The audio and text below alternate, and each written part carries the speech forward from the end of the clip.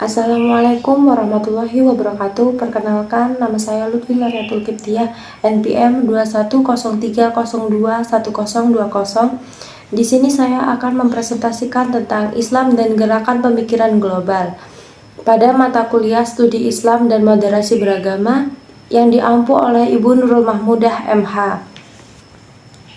Tradisionalisme. Secara umum, tradisionalisme berarti penghargaan yang berlebihan pada tradisi dan segala sesuatu seperti ilmu, seni, kepercayaan, dan adat yang terjadi pada masa lampau. Tradisionalisme dianggap sebagai dasar munculnya pemikiran konservatif atau bisa disebut sebagai kolot dan kuno.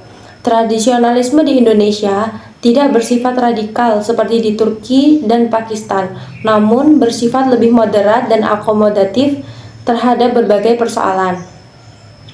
Ciri-ciri tradisionalisme dalam realitas sejarah. Yang pertama, eksklusif atau tertutup. Yang kedua, berorientasi ke belakang. Yang ketiga, tekstualis dan literalis.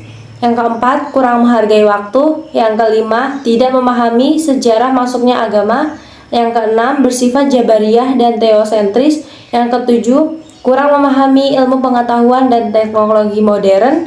Yang kedelapan, jumud dan statis.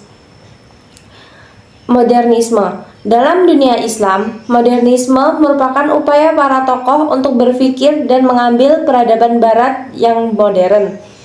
Klasifikasi sejarah maju mundurnya umat Islam. Yang pertama, periode klasik.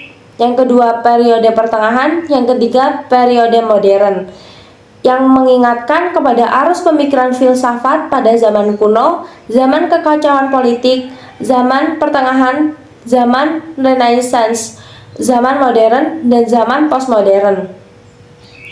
Modernisme dalam Islam merujuk pada pemikiran tokoh modern yaitu Muhammad Abduh, yang pendapatnya pernah ditentang oleh kelompok Islam Ortodoks bahwa ungkapan Al-Quran tentang peranatan sosial umat manusia bukanlah wahyu Tuhan tetapi pemikiran Nabi Muhammad. Ada pula tokoh nasionalisme Turki, Mustafa Kemal, yang pernah merubah fungsi Masjid Hagia Sophia menjadi museum dan mewajibkan penggunaan topi ala Eropa.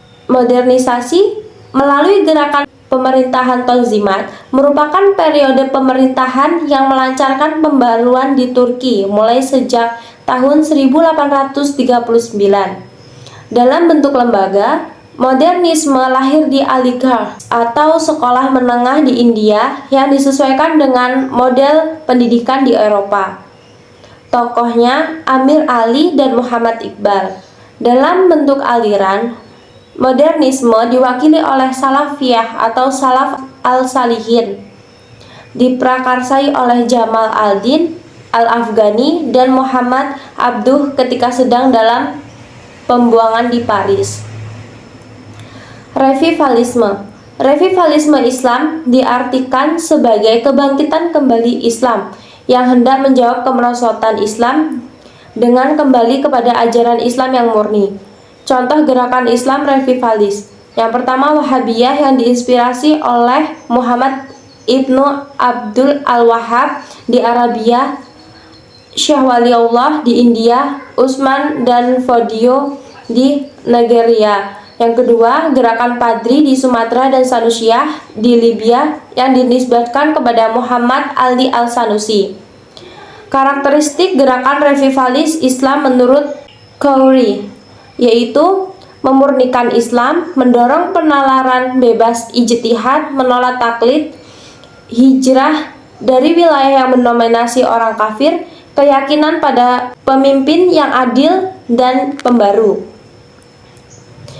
Dekmijen menyatakan bahwa munculnya berbagai orientasi ideologi revivalis Islam dipengaruhi oleh yang pertama, perbedaan yang timbul dari penafsiran terhadap Al-Quran, Al-Sunnah, dan sejarah Islam awal. Yang kedua, faktor lain seperti watak dari situasi kritis, keunikan dalam kondisi sosial dan gaya kepemimpinan dari setiap gerakan. 4 kategori ideologi revivalis menurut Dekmijen. Yang pertama, adaptasionis gradualis, Syiah revolusioner, Sunni revolusioner, dan primitivis mesianis. Perbedaan yang signifikan antara revivalisme dan fundamentalisme adalah revivalisme Islam mewujudkan dalam bentuk yang beragam. Misalnya Wahabiyah yang dianggap sebagai representasi dari prototip Islam fundamentalis modern. Fundamentalisme.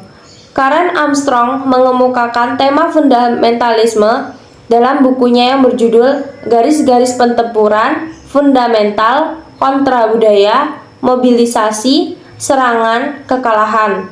Judul tersebut menggambarkan perjalanan waktu terjadinya sebuah peristiwa fundamentalisme yang muncul sebagai akibat dan sebab terjadinya peristiwa lain. Contohnya, para fundamentalis menembaki jamaah yang sedang sholat di masjid.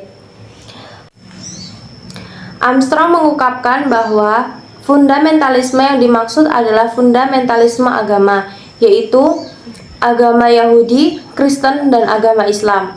Sejak akhir abad ke-20, fundamentalisme telah menjadi tradisi keagamaan dunia.